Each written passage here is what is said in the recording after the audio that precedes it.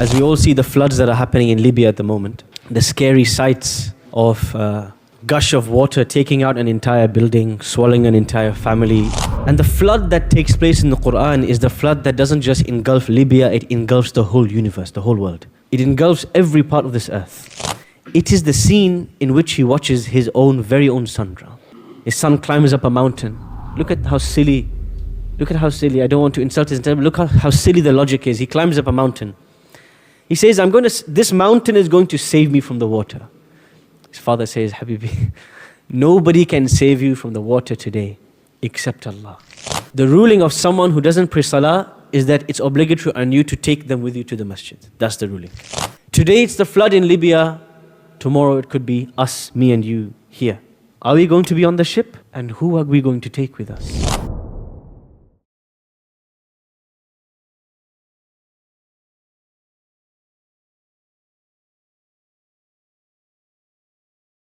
You know, we all had that experience where you come to school and your teacher is not there. And there's a substitute teacher back up in place. Today is one of those days. Allah yuhayyikum. As we all see the floods that are happening in Libya at the moment, the scary sights of gush of water taking out an entire building, swallowing an entire family, you know, people trying to swim, trying to float in the water. These vivid and scary scenes, Allah subhanahu wa ta'ala shows them to us now and again for a reason. And one of those reasons is for us to reflect and connect to the Quran. Because the ayat, the signs in the world around us, connect with the signs that He sends us in His revelation. And the flood that takes place in the Quran is the flood that doesn't just engulf Libya, it engulfs the whole universe, the whole world. It engulfs every part of this earth. That is the flood that was experienced by the people of Nuh alayhi salam. And the verses I recited, Nuh alayhi salam is preparing his ship, he's preparing the ark for the flood that Allah has promised him. وَيَصْنَعُ الْفُلْكَ. And every time he's preparing, people walk by and they make fun of him. They laugh at him. This guy is making a ship in the middle of the desert. You know, there's nothing more funny than that. So they begin to mock him. And so he replies to them, إِن تَسْخَرُوا مِنَّا. If you mock me, فَإِنَّا نَسْخَرُ مِنْكُمْ كَمَا تَسْخَرُونَ. Then we as well are not going to let go of you. So he shows them firmness. It shows that when people come after you because you are practicing, because you are preparing for the afterlife, people come after you, they might mock you, they might look down on you, you might be the odd one out.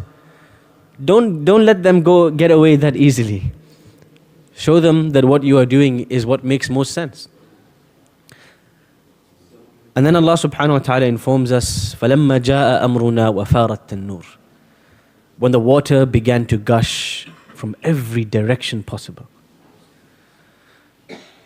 And we told Nuh alayhi salam, take from every species a pair. And take your family, إِلَّا مَنْ سَبَقَ عَلَيْهِ الْقَوْلِ. Except for those people in your family for whom the matter has already been decided. The judgment has already been passed. سَبَقَ عَلَيْهِ الْقَوْلِ. Nothing can be done for them now. وَمَنْ آمَنْ. And take all the believers with you as well.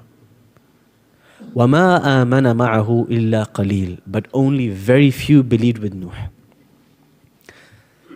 Nuh alayhi salam, he preaches to his people for how many years? 950. How many different ways? إِنِّي دَعَوْتُ قَوْمِي لَيْلًا وَنَهَارًا. Night and day, loud and quiet. The leaders and the followers. He tried everything humanly possible for such a long period of time. But what's the irony in all of this? It's not that some distant relative, some faraway leader didn't believe in his message or accept his message. It is what we are going to come to, the scene that is the most distressing scene in the life of Nuh and in the story of Nuh. It is not that the whole world drowned that distresses Nuh alayhi salam. It is the scene in which he watches his very own son drown. His son climbs up a mountain. Look at how silly Look at how silly, I don't want to insult his intelligence, look how silly the logic is. He climbs up a mountain. He says, this mountain is going to save me from the water. His father says, Habibi, nobody can save you from the water today except Allah. See, this son thinks he can escape from Allah. Something deep down is wrong. The way he thinks is incorrect. He hasn't trusted, hasn't accepted the creator of the heavens and the earth. He thinks a mountain's going to save him. وَحَالَ بَيْنَهُمْ وَالْمَوْجُ. While Nuh is calling out to him, my son, join us. وَلَا تَكُمْ مَعَ الْكَافِرِينَ. Don't drown with the disbelievers. The last call, when you're at the airport and you come late, and maybe you spend too much time in the check-in counter, maybe you spend too much time shopping in the duty-free, and suddenly you hear the last call for flight. E123. And this is when you run like nobody ever known you before. You sprint like it's nobody's business. Like you're Usain Bolt on the 100 meter. Why? It's the last call. Nuh alayhi salam gives his son the last call. Ya bunay, my beloved son. This shows those people we perceive to be far, they don't pray salah, they reject the message, maybe they're from our own family. Our tendency is to be judgmental of them. Look at that guy, doesn't even pray salah. Look at it, always smoking. Look at the tattoos on their back. Look at this person, doesn't even wear hijab properly. This is our tendency. Oh, we are here, they are so far behind. Nuh alayhi salam, he just calls out to him, Ya bunay, my beloved child. If you don't show them love, they will keep going far. Irkam ma'ana. What's happening here from tajweed perspective? What's happening is irkab ma'ana, two different words. What's happening here? Idgham, they are being merged, they are being joined. Irkam ma'ana. Does this happen elsewhere in the Quran? Can anybody think of another example in the Quran? It doesn't happen. Why? Why do these two words get merged? Two separate words getting merged because Nuh is calling to his son, please come and join. Come and merge with us. Irkam ma'ana. Please join us. Be with us. Come to us. We'll look after you. It's important to be welcoming to those people who are losing Iman within one own family, people who are struggling with the basics. It's important to be welcoming, to be loving, to say, come, join us, be one with us. Let me take you to the masjid. One time outside another masjid in Manchester, he asked me, what's the ruling of someone who doesn't pray salah? Because I read a fatwa that says that this person is a disbeliever. I said, one of the most beautiful statements my teacher told me, the ruling of someone who doesn't pray salah is that it's obligatory on you to take them with you to the masjid. That's the ruling. Doesn't matter what the ruling is on them, that's between them and Allah. But you have to do something about it. Take them with you to the masjid. Take them out to eat and then, salah time. It's time to pray. This is the, come and join us. This is the attitude that Nuh gives his son. His son is so far. He's hiding behind Allah. He says, look, just come. Irkam ma'ana adghamahu ila nafsihi. Wala takum ma'al kafirin. And don't be with the disbelievers. You will drown. Now all is over. And Nuh's son is finished. He's drowned. And the world has been purged of the virus of kufr. And Nuh alayhi salam is still holding on to hope. This is really important. We should never give up hope for those people in our families and relatives, those people who are far from Allah. We should never give up hope on them. His son is dead. We know according to the rules what is supposed to happen to his son. He knows. But he doesn't stop. He still calls out to Allah. The wording in the Quran, وَنَادَى نُوحُ رَبَّهُ. Not wada'a. He didn't just make dua to Allah. He called out to Allah. وَنَادَى. Like when you call someone far away. رَبِّ إِنَّ بَنِي مِنْ أَهْلِي. Oh Allah, my son is from my family. And your promise is true. What you promised the disbelievers is going to happen. وَأَنْتَ أَحْكَمُ الْحَاكِمِينَ. No one's rule can supersede your rule. If you say this is happening, finish, it happens. What's the problem with this dua? There's a problem in this dua. Oh Allah, my son is from my family. And your promise is true. And you are the one who has the final decision. What's the problem in this dua? He's saying it's against the decision of Allah, not quite. Allah subhanahu wa Allah says he is not of your family. But before we get to that, let's say there's something unusual in the dua itself. He didn't even ask for anything. Let me say the dua again. Where's the question? Oh Allah, my son is from my family, your promise is true, and you have the final decision. Where's the question? Where's the request? Put a request forward. Ibrahim alayhi salam asked Allah, forgive my father. What is this called? This is called adab. Manners with Allah. He has good manners even with Allah. He doesn't have the audacity. He doesn't have the courage to ask Allah, please forgive my son. Oh Allah, you are the ruler. Your say is final. You decide. I don't even have the audacity to say, oh Allah, forgive him, because I know it's not acceptable. Oh Allah, please, your decision, I leave it to you. So first Allah corrects something. Innahu laysa min ahlik. This is really severe. This is like a lightning bolt strikes him. He is not from your family.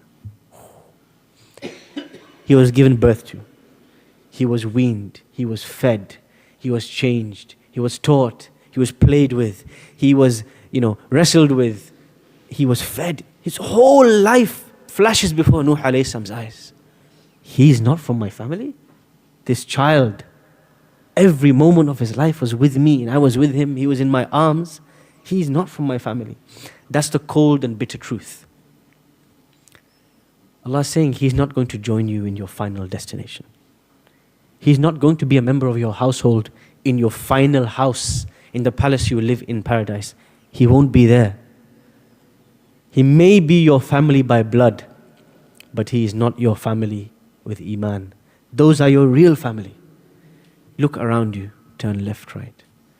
Some brothers from Afghanistan, some from Libya, from Somalia, Pakistan. This is your real family. These are the people on the ship. How many others from our bloodline, from our cousins, from our ancestors will drown with the rest?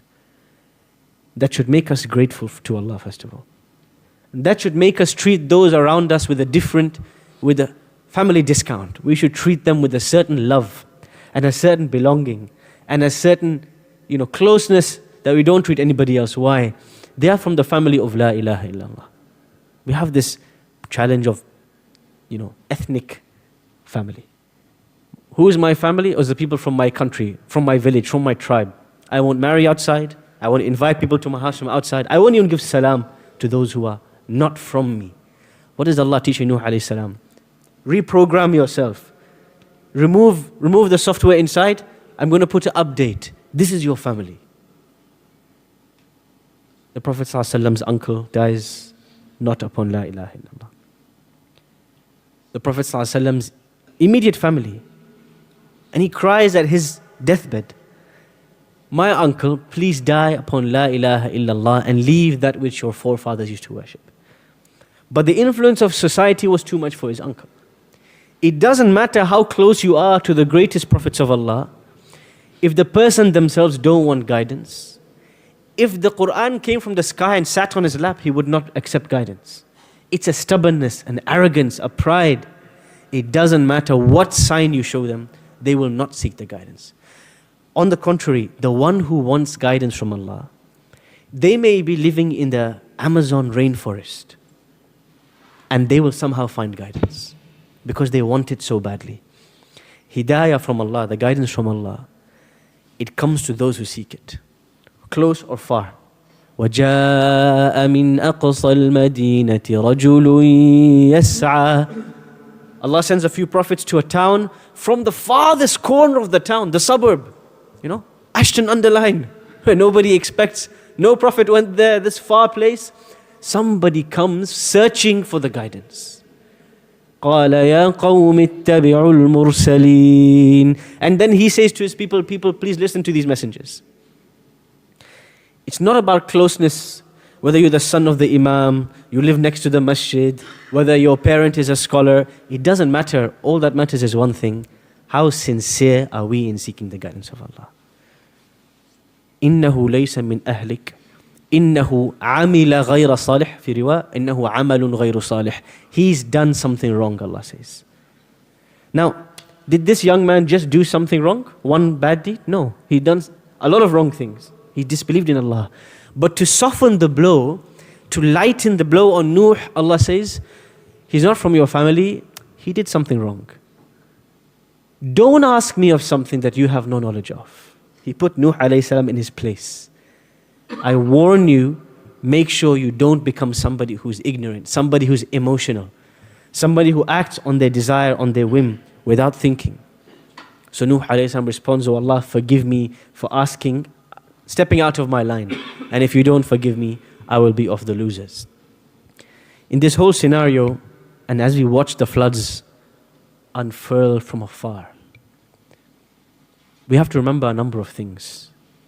The people who deserve our attention, our love, our invitation to the masjid, our invitation to Allah, most are our family.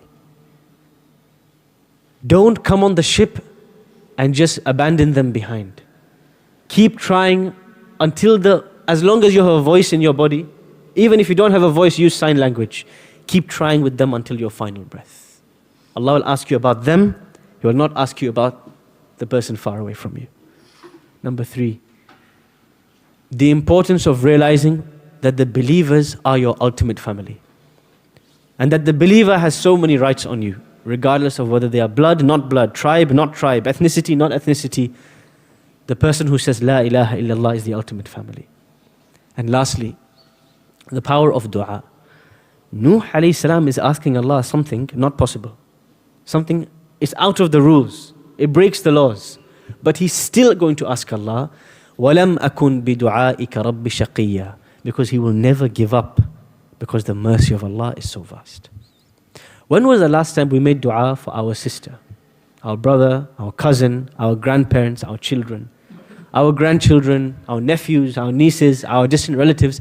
When was the last time we mentioned them by name in salah, asking Allah, "Oh Allah, make this person one of your righteous servants"? It's not there. They are outside of our view. They are outside of our heart. And we are just walking by, watching them walk into the fire.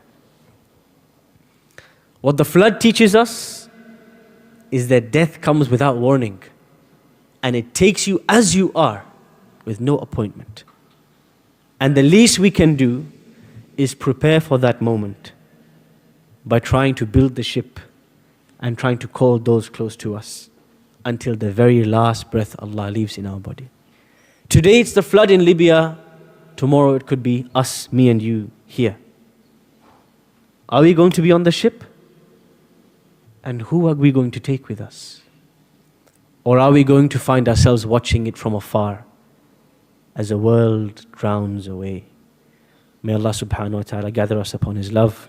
May Allah guide us and our families. May Allah subhanahu wa ta'ala forgive our sins. May Allah make us of those who die upon La ilaha illallah. May Allah make us of those who reach the message to our families with kindness, with love, with gentleness. Wa akhiru da'wana alhamdulillahi rabbil alameen. Wassalamu alaikum wa rahmatullahi.